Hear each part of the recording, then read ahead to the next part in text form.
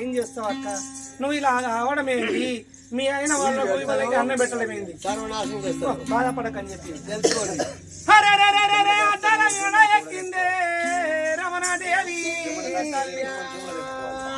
పిచ్చిది అమాయకురాలు. ఏదో అక్క అక్క అంటే కరిగిపోతుందని మనసు.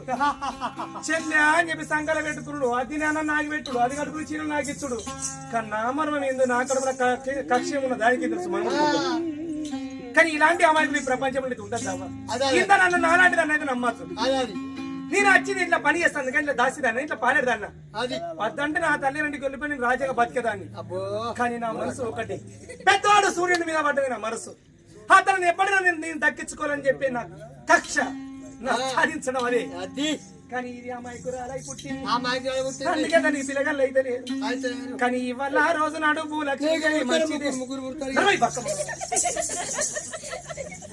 ఏదేమైనా కానీ పర్వాలేదు. అది అక్కడ బాండవ దూరం అయింది, మంచిగా అయింది. ఈ ఇల్లు తాళం చేతులు నా చేతికి వచ్చింది, మంచిగా అయింది. ఈ రోజు పెద్దవాడు సూర్యుడు నా ప్రేమ రమడాలంటే ఇంతవరకు ఈ ఆడదని కన్నెత్తు చూసేవాడు కాదు. కన్నెత్తు చూడని మొగోడు నా మీద నదులు పెట్టాలంటే నేను మందుల వారి ఆడబిడ్డని తల్లి రామంగా మరుగు మందులు తెచ్చిన పెద్దోడు నా ప్రేమ రమడాలంటే నేను మరుగు మందులే పెట్టేనా.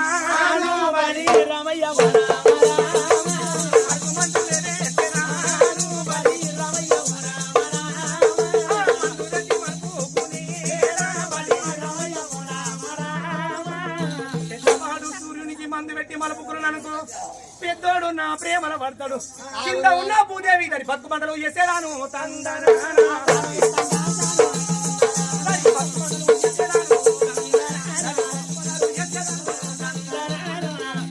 బతుకు బండలు చేస్తా. ఈ ఇంట్లో కాదు, ఈ ఊళ్ళో కాదు, దానికి ఎక్కడ స్థానం లేకుండా చేస్తా. కానీ పోనీ కేసు పెట్టి దాన్ని బందికాను పాలు చేస్తా. సిరిసాల అక్కడ 100 సంవత్సరాల అక్కడ జీవించేటట్టు చెయ్యపోతే నా పేరు రమణని కాదు. అలా అది బయటకు పోతేనే ఈ ఇంటికి యజమానురాలు అయిపోతా. అప్పుడు ఇల్లు నాది, మొగోడు నా మొగోడు, మరిది బచ్చా. వానికైతే పెళ్లి కాదు, ఇంకా పెళ్లి కూడా చేసుకో.